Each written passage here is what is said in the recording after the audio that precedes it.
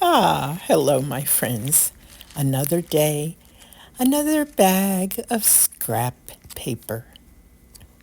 It's wonderful to use up these little scraps, and that's what I'm doing here with some copier paper scraps. And I'm working on a series.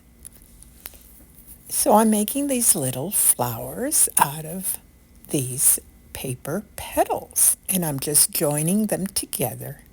And I'm making them in different colors as I go through my little scraps. And these are fantasy flowers, little blossoms, little buds. They're just so much fun to make. And I also make leaves. Everything is done in the rough, but it's so soothing and relaxing. Follow along with me and let me know what you think in the comments below.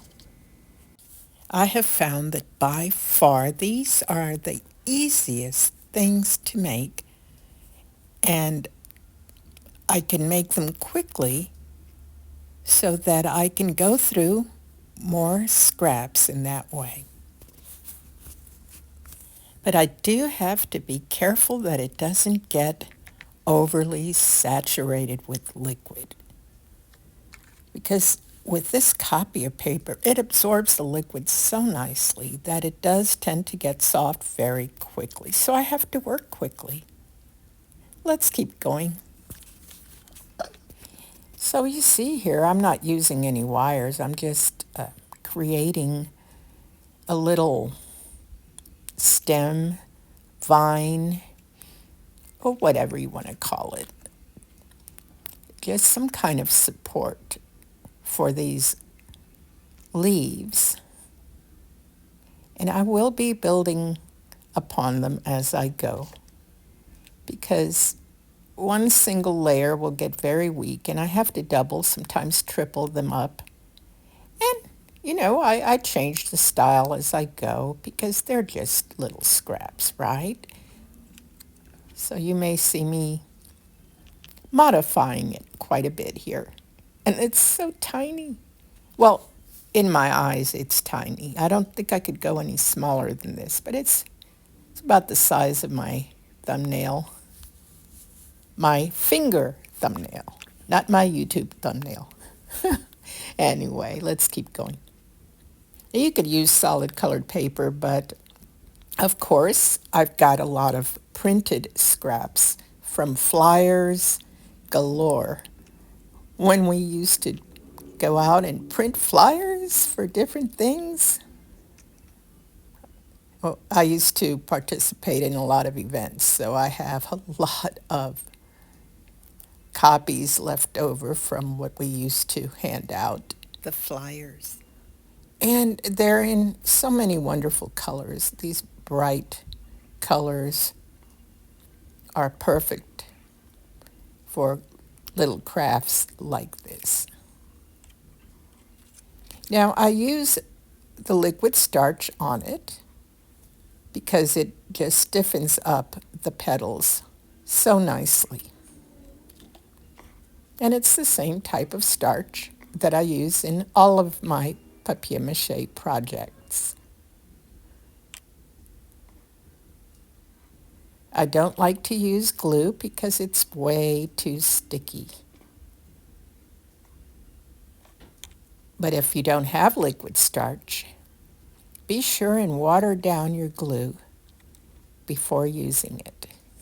And you can use it as a little papier mâché paste.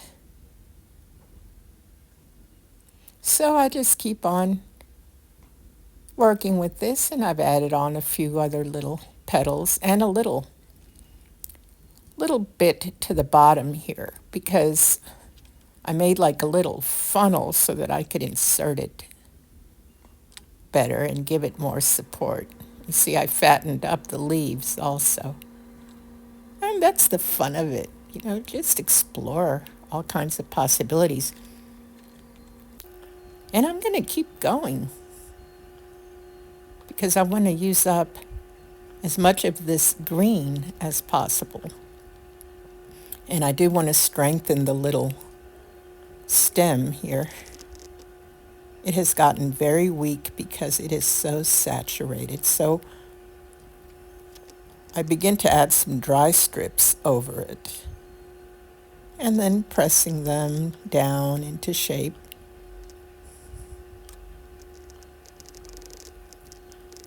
Just enough so that I can support the little flower.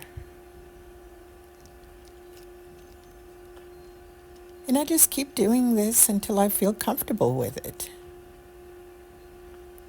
You see, I've added on some more layers to the leaf and adding more support to the stem. And I thought it'd be fun to add some leaves on the stem further down. So that's what I'm going to do next. And I'm going to just pinch the paper together and give it another look. Of course, I have to support it a little bit more before I add those leaves. But here we go. I just start with some little loose scraps, and then I shape them from there. That's about it. Just stick it on, layer a few more pieces, and shape.